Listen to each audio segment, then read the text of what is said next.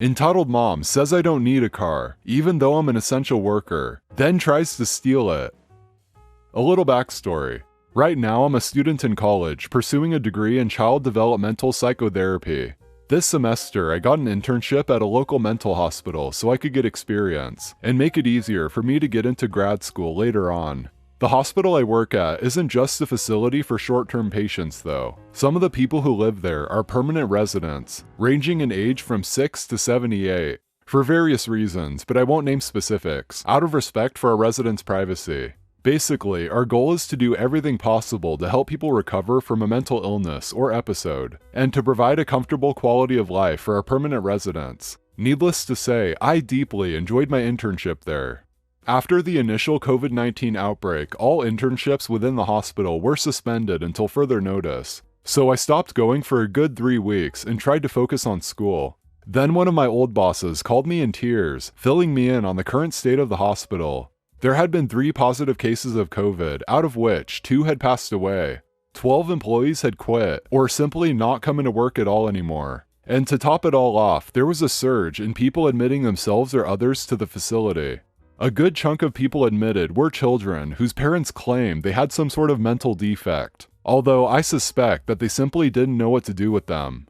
Once she had finished telling me about the situation, I immediately begged her to put me on the next work schedule. She agreed, and I've been working there ever since. Now, I don't want to come across as arrogant or pretending to be a martyr or anything like that. In all honesty, I think I am very underqualified compared to someone with actual medical experience and training. But I know that these people at this hospital are dependent on us for care, support, love, and help. And I will be damned if I just sit by and watch bad things happen to these people. Simple as that. Ever since I started working at the hospital, my hours have been absolutely insane. There have been times where I've spent 48 to 50 hours straight at the building. I eat when I can, I sleep at 3-hour intervals, so I can get up in the middle of the night to check on our residents and patients. I do my virtual lectures and homework while organizing patient files.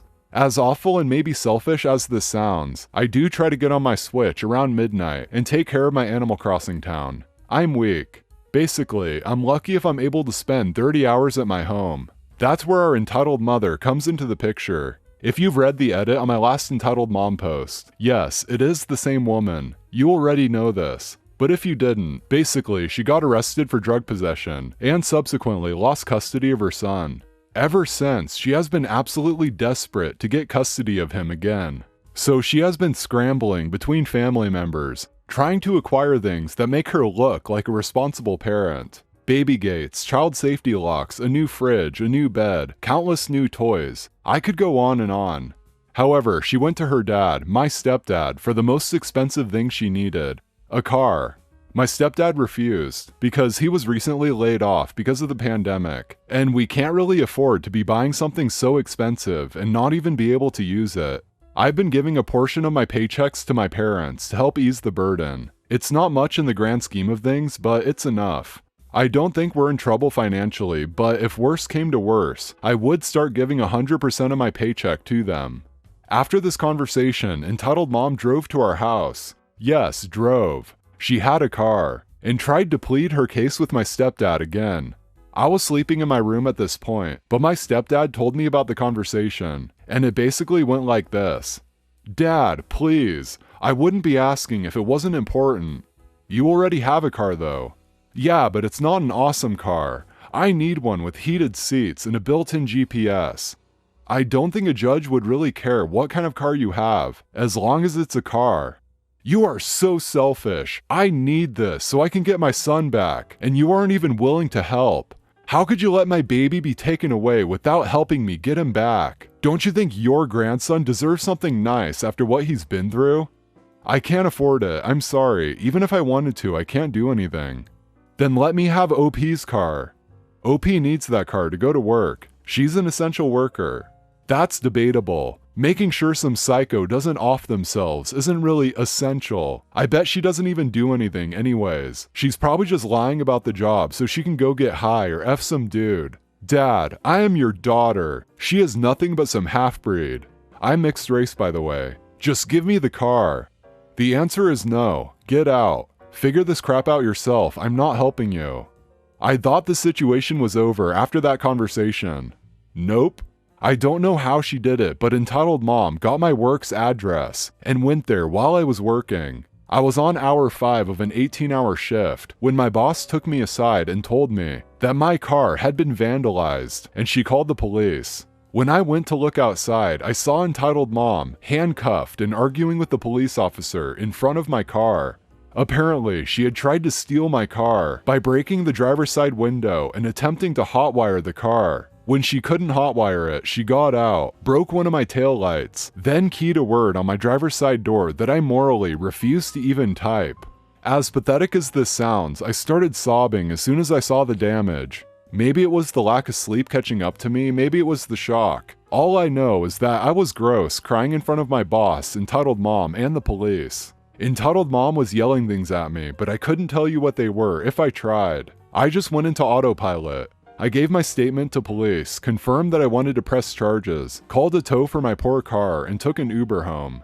I honestly hope that was the end of her BS for at least a while, because I don't think I can handle any more of her. I fixed my car as much as I could on my budget. I had an extra taillight, so I put it in. I put a trash bag over the broken window, and I used duct tape to cover up the word she keyed into my door. Sure, it looks super ugly, but it still runs. I'm just thankful that she didn't cut anything important. The ironic thing is, my stepdad's family is talking about pooling money together so they can get me a new car. When my stepdad asked me if I had any preferences, I told him I wanted heated seats and a built-in GPS. Oh sweet karma. Bail hasn't been set yet on Entitled Mom, but all I know is that after this, she is not getting her son back. I'm happy for that though. That boy deserves so much more than she could give, and maybe now he will get it. Thanks for listening to my rant, you guys. Stay safe out there. Why would I pay you for my kids to stay at my house? So I'm a daycare worker, and I get a lot of babysitting gigs. I babysit this one sweet little boy. For some backstory, his mother lives with another mom with 2 kids, but they're typically never at the house. Their grandma watches them. One of her children is so bad that he got kicked out of our daycare program at school. The other is in 6th grade and keeps to herself. Normally, when I watch the good kid, the mom pays me $25 a day, which isn't much, but he's well behaved and easy, so I don't mind. But one day, the other mother left her 2 kids at the house. We had previously discussed me watching her kids as well for the same price, but she ended up saying I was asking too much. I don't really think $3 an hour is an absurd amount, but whatever. The good kid and the bad kid don't get along at all. It's lots of constant fighting, screaming, crying, hitting, and it's hard to control at times. The mom of the 2 kids texts me and says she'll pay me if I took the kids to the park, and I said okay. The children were fighting as per usual, and I suggested they play Minecraft, and they agreed. They were playing nicely and everything was going well, and I asked them if they wanted to go to the park soon. They said in a little bit, and I was fine with that since I finally got them to calm down. The mother of the 2 children texted me and said she was on her way home and asked if I took them to the park. I told her they weren't ready to go yet and that they were playing video games now. This woman told me exactly this. You know that means I'm not paying you, right? Why would I pay you for my kids to stay at my house? Maybe because your child is a demon. I know we had agreed for me to take them to the park for payment, but I had spent 8 hours there taking care of her children. I cooked for them, broke up all of the fights, had to deal with my eardrums basically bleeding the whole time from the crying and screaming. I was exhausted. I still got paid $25 from the mom of the good child, and she apologized for me having to deal with the horrible one. But it still makes me upset thinking about it to this day. Creepy father-in-law. Hey guys, so this one is about my father-in-law. So a bit of info first. Me and my husband have been together for almost 5 years now, and married for 4. I'm 25 and he's 26. When we first met, we were both in the army, and due to my job and horrible unit, bosses for civilians, I had no time off. I worked every day, Monday through Friday. So when planning our wedding, I got a single day off 7 weeks in advance. One day. We had one day for the perfect wedding, aka backyard and homemade food. My husband invited his dad, brother, friends, first sergeant, and his family to come, while for me, it was just coworkers and my grandfather. So I'm in a side room putting on a secondhand wedding dress I got at Goodwill when there's a knock on the bedroom door. In stepped entitled father-in-law. He says, You look beautiful, daughter. I can't believe my son managed to land such a beauty. Thanks? I'm still changing, so can you leave? Oh, come on now, we're family. Besides, I bet you look amazing. I'm getting really uncomfortable and I say, look, why not go talk to my husband? He's really happy you're here. Alright, but when you get tired of your husband, let me know. And he winked. Gross. And my friend says, okay, get out. She stopped lacing the dress and shut the door on father-in-law, then resumed working me into the very tight dress. The next part is from what my husband told me, so it won't be word for word. My grandpa says, your dad is making my daughter uncomfortable. He raised us, so he always called us daughters. How bad? Asked my husband. I don't like drama, but it's bad. I'll take care of it. I know my dad, and this is pretty normal. My husband went over to his brother and started making a plan to make their dad shut up if this kept up. So the ceremony started. Father-in-law was still there, giving winks and trying to catch my eye. But honestly, I was too focused on my husband at the time. It was magical, even if we messed up a bit in the ceremony, but it was fun. Then came the toast. Father-in-law messed up. P.S. We did the toast right after cutting the cake. Father-in-law said, to my new daughter-in-law, let me know when your husband messes up, 'cause you're too cute to cry. Shut up, said my brother-in-law. He then shoved cake right into entitled father's face. Everyone laughed. Then my husband walked over as entitled father tried to wipe it off, only to get a second piece to the face. I was laughing so hard as it started a full cake war. The day was saved by my husband and his brother. Of course, entitled father-in-law was not invited to any more gatherings with me, but he did constantly invite me to his. To this day, he creeps me out.